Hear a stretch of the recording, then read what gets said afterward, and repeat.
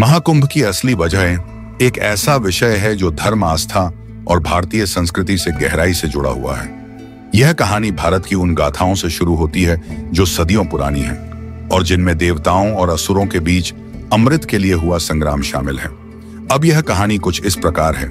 बहुत समय पहले जब संसार में देवता और असुर दोनों साथ में रहते थे, तो दोनों के बीच अमृत पाने की होड़ मच गई।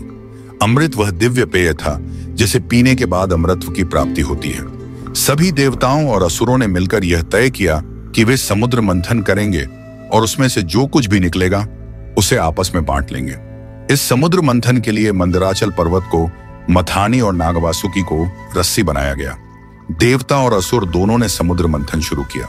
जब मंथन हुआ तो उसमें से कई चीजें निकली, जैसे कि लक्ष्मी जी, चंद्रमा, कामधेनु गाय और अंत में अमृत का कलश।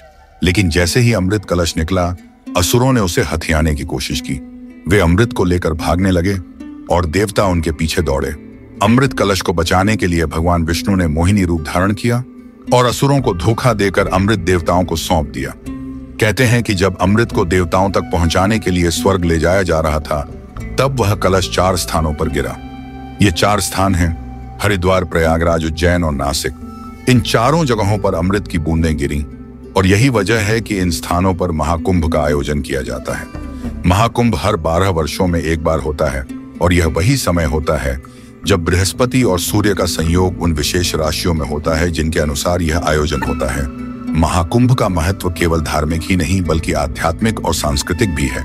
इस मेले में करोड़ों श्रद्धालु देश विदेश से आते हैं और गंगा, यमुना और सरस्वती के संगम पर स्नान करके अपने पापों से मुक्ति पाने की कोशिश करते हैं। महाकुंभ में संतों और महात्माओं का जमावड़ा भी होता है, जो अपने प्रवचनों और साधनाओं के माध्यम से लोगों को धर्म और अध्यात्म का ज्ञान देते हैं। यह मेला न केवल धर्म का प्रतीक है, बल्कि यह भारतीय संस्कृति और परंपराओं का सबसे बड़ा उत्सव भी है।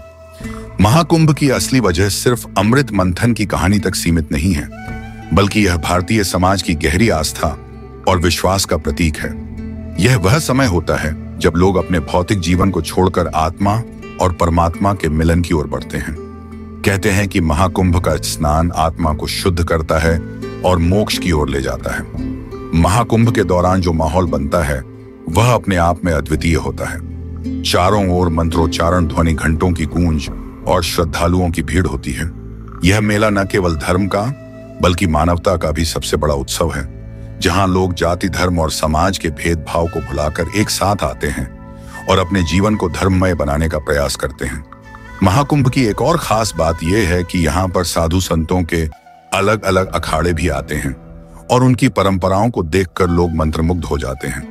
साधु संतों का यह जमावड़ा भारतीय संस्कृति की विविधता और गहराई को दर्शाता है, जहां अलग अलग परंपराओं के लोग एक साथ आते हैं और अपने अनुभव साझा करते हैं। महाकुंभ केवल एक मेला नहीं है, बल्कि यह एक ऐसा उत्सव है जो जीवन को धर्म और आध्यात्म से जोड़ता है और हमें यह सिखाता है कि जीवन में केवल भौतिक सुख ही सब कुछ नहीं है, बल्कि आत्मा की शुद्धता और परमात्मा से जुड़ना ही असली उद्देश्य है। महाकुंभ का हर पहलू, चाहे वह उसकी कथा हो, उसका आयोजन हो या उसका महत्व, यह सब कुछ भारतीय संस्कृति और उसकी गहराई को दर्शाता है। इस प्रकार महाकुंभ की असली वजह न केवल अमृत मंथन की कहानी है, बल्कि यह भारतीय समाज की आस्था, परंपरा और संस्कृति का प्रतीक है, जो हमें जीवन की असली दिशा और उद्देश्य का बोध कराती है। और यह हमें यह सिखाती है कि धर्म और आध्यात्म ही हमारे जीवन का आधार है।